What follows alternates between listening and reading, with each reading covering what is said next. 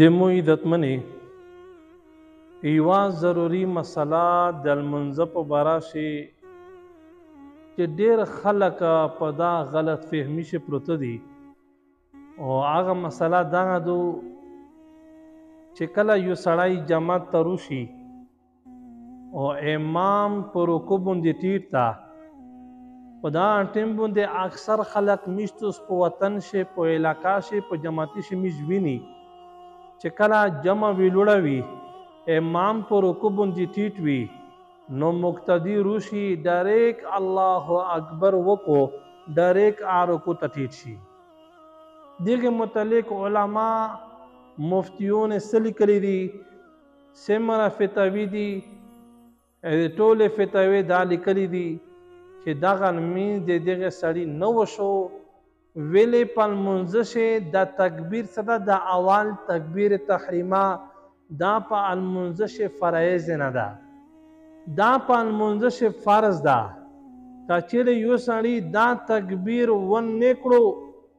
قیام په حالت شي دغه دغه لمونځ ونه شو چې کله په لمونځ شي فرض پوتې شي هغه فرض بالکل په پرېږدلې سره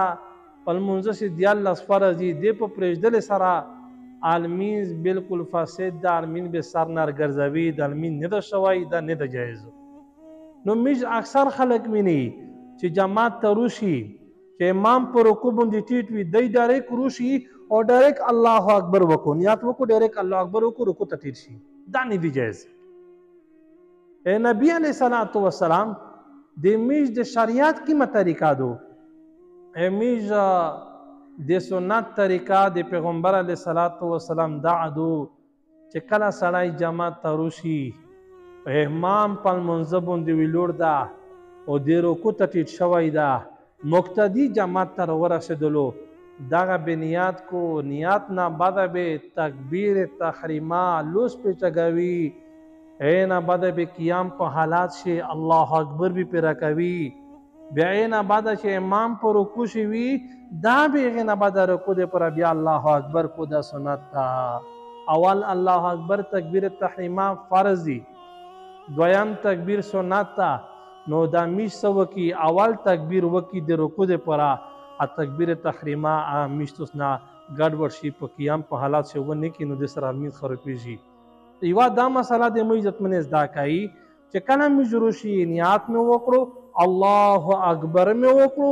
لوس مې وتړل یوه دې کوي ودرېږه دې نه بعد بیا ټیټ شه الله اکبر رکوع ته بیا لوټ شه نو دا لمونځ بیا صحیح شو او دا رکعت بلل شي او دغه دې کوي یوه دویمه مسله زده کوي دویمه مسله د موږ عزتمنې دغه دو چې کله یو مقتدي روشي جماعت ته او امام په رکوع باندې ټیټ ته او د تکبیر تحریمه وکړه اینه بعد دویم تکبیر یې وکړو چې کله رکوع ته ورسېدلو امام په رکوع باندې ټیټ ته امام سر نه ده چک کړی په رکوع شي دا امام یې مینده کړو نو دغه سړي دغه رکعت یا وشو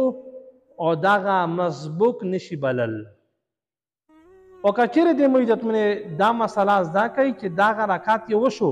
د لمونځ یې پیره ده او که چیرې داسې وشوه چې یو مقتدي روشي او هغه جماعت ته روشي او امام په رکوع باندې ټیټ ته او دغه مقتدي ورسېږي چې کله ورسېدلو امام یې په رکوع ته دا وټېدلو چې امام سر چک کړو امام د رکوع نه چک شي سمع الله لمن حمده وکړو نو دغه سړي دغه لمونځ شي اقتدا د امام سره وشوه خو رکعت یې نه ده شوی دغه مقتدي مسبوق بلل شي مسبوق هغې ته ویل شي چې دا یو رکعت به نه پوتې ده دغه یو رکعت په بیا چې کله لمونځ وکړو امام سلام مه ګرځوي هغې نه بعد به دا مقتدي چک شي بیا به یې نه بعد اعوذ بالله او بسم الله سبحانک اللهم بیا الحمد بیا دې نه بعد سورات داسې لکه اول رکعت چې میشتوس کې په لمونځ شي سبحانک اللهم مکمل رکعت نو هغه به موږ بیا د رکعت په بیا ګرځوي ولې دغه مسبوق بلل شي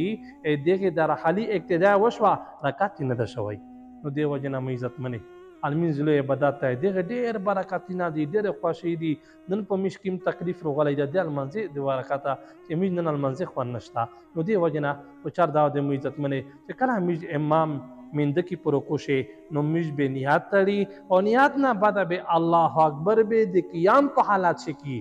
دانا چې میش تو انحنا په حالت شي کی